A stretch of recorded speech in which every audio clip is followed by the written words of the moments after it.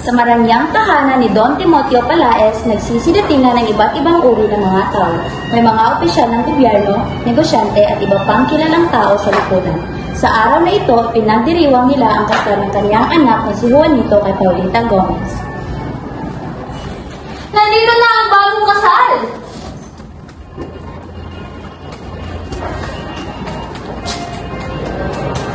Ang daming bisita. Sino-sino ang mga nandito, Iko? Magandang gabi sa inyo, Donya. Sa ngayon po ay iilan na po ang nagsisidatingan. Nandito na po sila Padre Salve at Padre Aileen.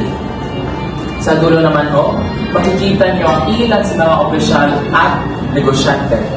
At si Don Timoteo na abala sa pag-enggali ng mga dumalo. Maligayang pagdating sa inyo lahat. Nagdadala ko kayo dito sa aking harap.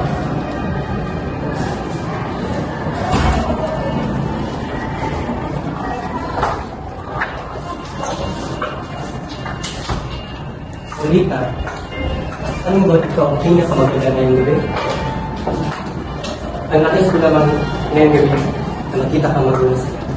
Salamat, Juanito. Ang lahat ng ito ay para sa atin at ating kinabukasan. Sana'y maging mapayapa at masagana ang ating pagsasama. Sa gabing ito, wala na may ibang magiging papuntay na dalawa yung dinasaya. Lika, batiin natin ang mga bisita. Juanita! Napaganda mo talaga na kapaswerte ng mundo sa iyo. Maraming salamat po. Ang pagmamahala ni na Juanito at Paulita ay nagdudulot ng kasiyahan at inspirasyon sa kanilang mga puso. Sa kabila ng mga pagsubok at kaguluhan sa kanilang paligid, nananatiling matatag ang kanilang pag-ibig at determinasyon na harapin ang kinabukasan ng magkasama.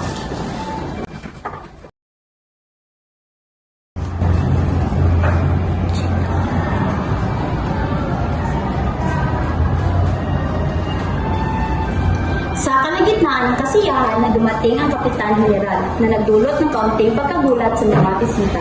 Agad na sumunod si Doña Victorina na inoobserbahan ang lahat ng nandoon sa mga oras na iyon. Ang lahat ng mata ay nakatuon sa kanila habang sila ay papalapit sa bagong kasal. Maligayang pagdating, Kapitan General. Salamat, Don Timoteo. Isang karangalan ang iyong pagdalo. Magandang gabi sa inyong lahat. Totoo bang magbigay kayo ng ganito kalaking pista, Don Timoteo? Extraordinary. Opo, Doña Victoria. Para po ito sa kasalang aking anak. Kasi anak ka ng asawa na si Paul. Ng aming pamilya ay nagagalak na makasama kayo. Tara na po, Kapitan General.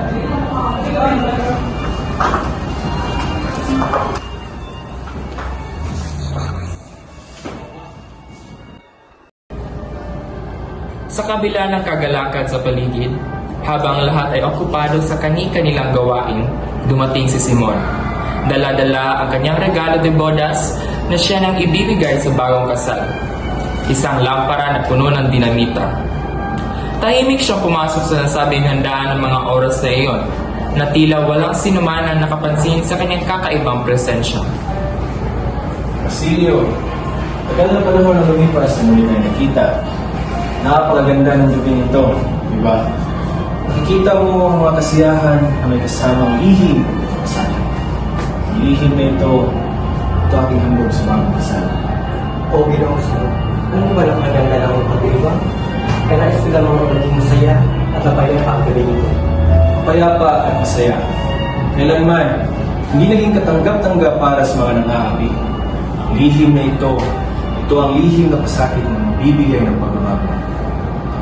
Basilio, ang buhay ay isang paglalakbay ng mga pagkakataon.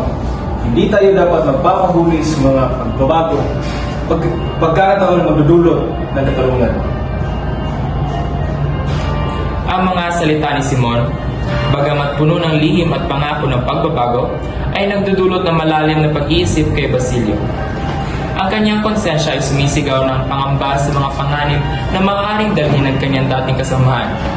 Gayunpaman, ang kanyang pagkakaibigan kay Simon ay nagbibigay ng pag-aalala at pangunawa sa kanyang mga hangarin. Sa gabing ito, ating ipagdiriwang ang pagkakataon na itama ang mga mali. Ang lihim na ito ay simula ng isang bagong yugto. Isang yugto ng pagbabago, katarungan. Naway maging gabay ang liwanag ng lamparang ito sa ating landas tungo sa isang mas maliwanag na bukasan. Sa bawat salita ni Simon, ang kanyang determinasyon at galit sa sistema ng lipunan ay tila nakikita ng lahat. Ngunit ang tunay na layunin ng kanyang handog ay nananatiling lihim, nagbibigay ng tensyon at pagkaalala sa mga nasa paligid. Magandang gabi sa inyong lahat. Kayo isa lang pala ang bibigay ng liwanag sa inyong lahat. Magandang gabi, Don Timoteo. Ako po pala si Basilio, ang dating kasamahan ni Simon. Ano pala pakagandaan mo ng pagdiriwang? Salamat sa inyong pagtulong. Simon. Pinapakaya ko ang aking kasiyahan sa pagiging pari ko.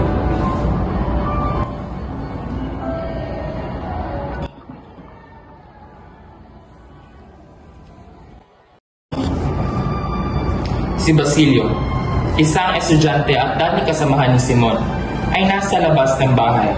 Alam niya ang plano ni Simon at nais niyang pigilan ito. Habang nakatayo siya sa madilim na kalsada, nararamdaman niya ang malamig na simoy ng hangin na tila sumasalamin sa bigat ng kanyang nararamdaman. Sa kanyang isipan, naglalaro ang mga alaala ng nakaraan, ang kanilang mga pag-uusap, ang mga plano at pangarap ni Simon, at ang mga sakripisyong ginawa nila para sa kalayaan. Alam ni Basilio na ang plano ni Simon ay puno ng panganib at maaaring magdulot ng malaking kaguluhan. Habang papalapit siya sa pintuan ng bahay, naririnig niya ang mga tahimik na bulong at ang mahinang liwanag mula sa loob ay nagbibigay daan upang makita niya ang mga anino ng mga taong naroon. Alam niyang wala siyang oras upang magdadalawang isip. Kailangan niyang kumilos agad upang maiwasan ang kapahamakan. Kailangan ko mapigilan ito sapagkat maraming buhay ang masasayang. Ang mga inosenteng taong madadamay. Hindi naman pwede matuloy ang mga plano ni Simon sapagkat kamatayan ang may dudulot nito. Sagani, ano yung ginagawa nito? Kailangan ko makita si Paulita Basilio. Alam ko ang pinagdadaan niya. Mahirap. Hindi ko kayang iwanan siya mag-isa sa muling pagkakataon na makasama, makausap, at sabihin kung gaano ko siya kamahal. Sagani, bilang isang kaibigan mo, kailangan din umalis dito. Hindi ako alis hanggang hindi ko siya nakikita. Hindi ko kayang iwanan siya mag-isa. Kailangan kong sabihin sa kanya na mahal ko siya, Basilio. Sagani, alam mo, mapakanib ang sitwasyon. Kung hindi tayo mag-desisyon ngayon, mapakanib ang ating buhay. Kailangan natin mag-desisyon ngayon na. Hindi ko na alam kung ano ang tama. Ngunit, hindi ko rin kayang iwanan siya mag-isa. Kahit sa huling pagkakataon lang, gusto ko siyang makita. Ang kanyang pagmamahal kay Paulita ay hindi nagbabago kahit na alam niyang may mga panganib at kaguluhan sa paligid. Sa kanyang puso, mas pinili niyang maging tapat at maging katuwang sa mga oras ng hirap ni Paulita. Sa bawat pagtakbo ng mga oras, ang kanyang pag-asa ay bumabawas. Ngunit patuloy na sumisigaw sa kanyang loob na hindi siya dapat mag-alala na may pag-asa pang makakasama niya siya. Habang patuloy ang kasiyahan sa loob ng bahay, si Simon ay tahimik na umalis. Naiwan ang lampara sa gitna ng kasiyahan ang sinasabing nagbigay liwanag sa mga mukha ng mga taong nagdiriwang. Ang kanyang pag-alis ay nagdulot ng isang katahimikan sa silid. Tila nag-iwan ng bakas ng kakaibang pag-aalala sa mga puso ng mga naroroon. Oras ng paghihiganti. Ngayon, magbabayad sila ng lahat ng mga kasamaan at kabigatan na ibigay nila sa akin. Wala nang atrasan nito. Ito ang kanilang paghihirap. Magiging magabay sa akin patungo sa tagumpay. Ngayon, magbabayad sila ng lahat ng kanilang mga kasalanan. Sa kabila ng panganib, si Isagani ay nagpasyang pumasok sa loob ng bahay upang iligtas si Paulita at ang iba pang mga panauhin mula sa panganib na dala ng lamparang puno ng dinamita. Ang kanyang pagmamahal kay Paulita ay ang nag-udyok sa kanya na magsakripisyo at kumilos kahit alam niyang may banta sa kanilang buhay. Hindi pwede magpatuloy ito. Kailangan bumalik sa loob at iligtas sa mga tao. Paulita! Paulita!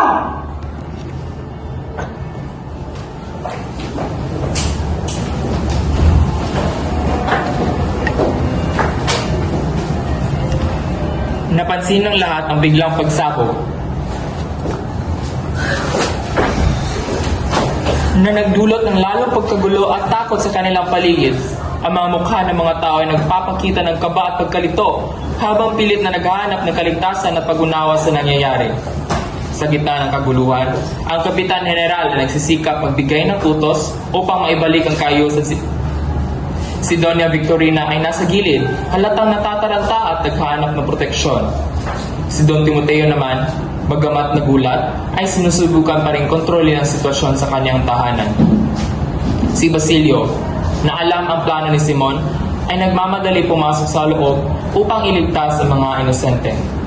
Sa kanyang isipan, hindi niya kaya hayaang magpatuloy ang plano ni Simon na puno ng panganib at kamatayan. Habang si Isagani, sa kabila ng kanyang takot at pag-aalala, ay nagpasya na pumasok sa loob upang iligtas si Paulita at ang iba pang mga panauhin. Ang kanyang pagmamahal kay Paulita ay nagtulak sa kanya na harapin ang panganib. Sa kabila ng kaguluhan at takot, ang mga tao ay nagpakita ng kanilang tapang at pagmamalasakit sa isa't isa. Ang kanilang pagsisikap na magligtas at magtulungan ay nagbigay liwanag sa gitna ng dilim na bumabalot sa kanila. Diyos ko! Ano ito? Di ko kaya itong tisin! Ganap kayo ng nasugatan! Siguro ligtas ang lahat! Tulong! Anak ko! Tulong! Sa labas ng bahay, si Simon ay tahimik na nagmamasid sa mga pangyayari. Sa kanyang mukha ay makikita ang halong kasiyahan at lungkot. Kasiyahan dahil sa wakas ay natupad na ang kanyang matagal na pinaplano. Lungkot naman sa kadahilanan ito ay naging sanhi ng kaguluhan at pagkawasak sa mga tao. Sa kanyang mga mata ay makikita ang halong kalungkutan at galak sa mga pangyayari. Ang hustisya ay naipataw na. Sa araw na ito, ang mga naghihirap sa atin ay magbabayad ng kanilang mga kasalanan.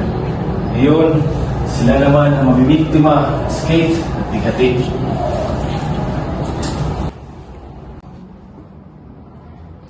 Ang Kabanata 35 ay isang mahalagang bahagi ng El Filibusterismo na nagpapakita ng mga plano ni Simon na maghiganti sa mga mapang-api. Ang pista ay nagsilbing takbo ng kanyang paghihiganti laban sa mga makapangyarihan sa lipunan. Sa kabila ng kasayahan sa labas, ang tunay na layunin ni Simon ay naisakap sa isang mapaminsalang pagsabog na nagpakita ng kanyang determinasyon na itama ang mga mali sa pamamaraan ng karahasan. Ang pagsabog ay isang simbolo ng pagsiklab ng galit ni Simon. Isang galit na hinasa ng mga tao ng pang-aapi at kawalang katarungan. Sa bawat galak at tawanan ng mga panauhin sa pista, mayroong isang lihim na plano na pinaplano ni Simon. Isang plano na magbibigay ng matinding ganti sa mga nagkasala sa kanya at sa kanyang bayan. Sa pagtatapos ng kabanata, ang tanong ay nananatili. Ang kapayapaan ba ay may makakamtan sa pamamagitan ng dahas o ito'y magdudulot lamang ng panibagong siklo ng pagdurusa?